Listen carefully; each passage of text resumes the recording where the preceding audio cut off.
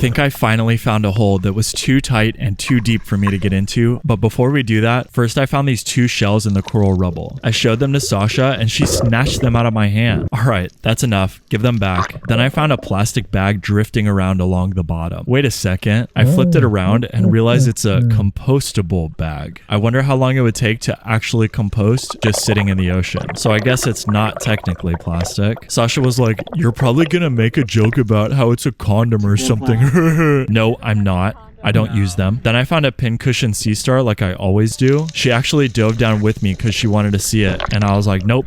You gotta be quicker than that. Finally, I gave it to her and she asked me, "Why is it closed? Can you open it?" I was a little confused at first, but I explained to her that this is just what shape they are. They don't have long, thin arms like other species of sea stars. It also gave me the idea to show her what the stomach looks like when they feed. I told her to come with me to the bottom and I would pick the sea star up, and right as I picked it up, she could see the stomach because they're always out, which is how they feed. But they tuck them in right as you grab them. Something amazing about sea stars is they're actually the only animal that rearranges their own guts. I know you guys at home didn't get to see, so I went and found another one, and this is what the stomach looks like when it's out. When we were down at the bottom, Sasha noticed something and she asked me what it was. I didn't know what she was talking about, so we dove down together to look at it. I actually still don't know what it is, and I wouldn't even know what to search to try to look it up. So if you know what these things are, please let us know. Next, we came up to a tight hole that we would have to go really deep to get inside of. Sasha managed to get all the way down without a weight belt, which I was really impressed by.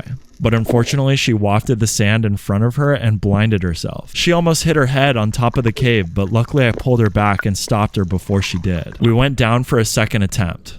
I managed to squeeze pretty deep into the hole, but Sasha was still at the outside of it. I pointed to the white tip reef shark hanging out in the back, but without going deeper, she couldn't see him. We realized her problem was that she was spending too much energy kicking down to the bottom and that my weight belt would help her. She almost drowned the first time she grabbed it because I wear like 15 pounds. She caught her breath again and then grabbed my belt right when she was ready to go down. And sure enough, she sank like a rock. I followed her down to grab my belt and help her in the cave so that hopefully she would finally see a shark. Sasha, if you want to see the white tip deep in the tight cave, you have to go deeper. She actually was pretty deep in the hole, but she still couldn't see it. I tried to point a few times and it was literally right in front of her, but eventually she went to turn around and bail. She almost hit her head again, but luckily I caught her in the last second. When we got up to the surface, she told me she thought I was telling her to go deeper. That hole is so tight, it's really difficult to pull back out, so I never go much deeper than we just did. We decided that was enough with the deep hole and we went to go play at the pipes. Okay, that's all the stuff we saw. Bye.